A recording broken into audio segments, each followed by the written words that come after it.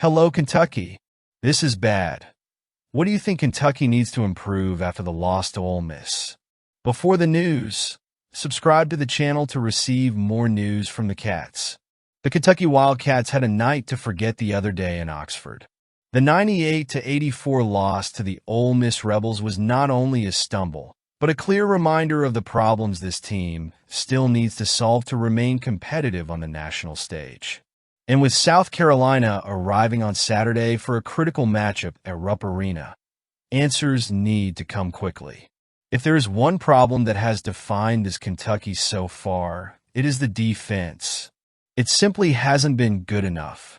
Against Ole Miss, the team was exposed in every possible way. The first half was a disaster. Lax defense, slow rotation, and an opposing team that always seemed one step ahead. Mark Pope's team tried to adjust in the second half, managing to improve on a few possessions, but the hole was already too deep. Ole Miss did what it wanted, when it wanted, and that lack of defensive resilience continues to be a problem that could cost it dearly in March Madness. The preseason hype was that this group could compete at a high level, but any team that allows nearly 100 points in a conference game has serious issues to address. If there was one bright spot on the night, it was Amari Williams. With a triple-double of 12 points, 12 rebounds, and 10 assists, he was one of the few pieces that kept Kentucky in the game. His versatility has been a big difference for the Wildcats, especially with Lamont Butler out. Williams has been growing in production in recent weeks, which is a good sign for the team. However, his brilliant performance in an ugly loss highlights the bigger issue. The team needs to find consistency, and more players need to step up. If the Arkansas game made it clear that Kentucky struggles with defenses that pressure the ball, the Ole Miss matchup only confirmed it. Lamont Butler's absence was glaring. Without him, the Wildcats struggled to handle the opponent's intensity and often made poor decisions, giving the ball away and allowing quick transitions. Butler's return could determine the fate of this team this season.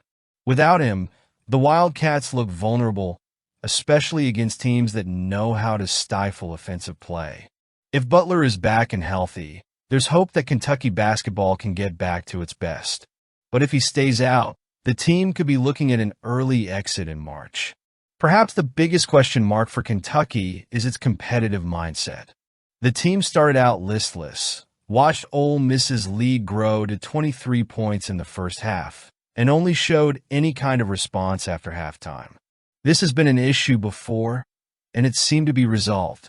But the way the Wildcats once again showed passivity early in the game raises questions about what to expect from this team in the decisive moments of the season. The game against South Carolina on Saturday now becomes a true turning point.